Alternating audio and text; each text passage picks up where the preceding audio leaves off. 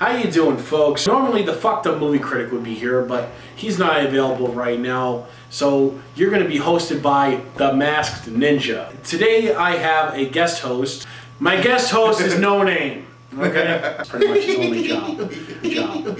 Every now and then Hollywood comes out with a classic. So when it comes to martial arts, you have reality.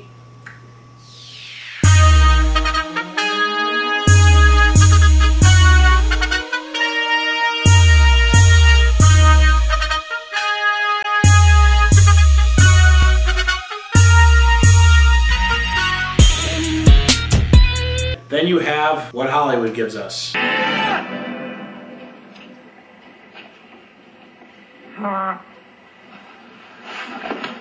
Just to clear up anything, I stole those images of reality from a very good homie of mine named Gambino 540. I'm sure he will thank me in the near future when he finds out that I'm not going to pay him royalties for stealing his footage. We have the Karate Kid series. We have 1, 2, and 3. Normally there would be a 4, the next Karate Kid. Before the cameras even went on, I actually put it already in the box, so we'll never mention it ever again. Moving on to the first film, it talks about a boy by the name of Daniel, who's pretty much like your typical 80s cliche, little scrawny kid, gets punked around, gets bullied around, until he learns in fast cut editing that only Hollywood can provide. He all of a sudden becomes a karate master.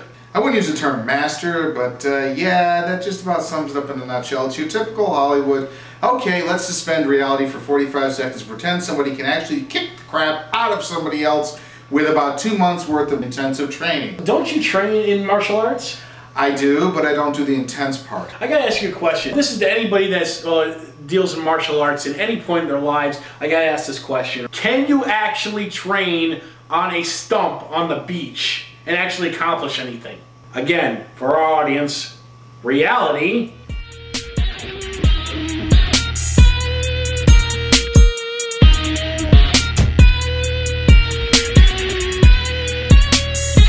What Hollywood gives us.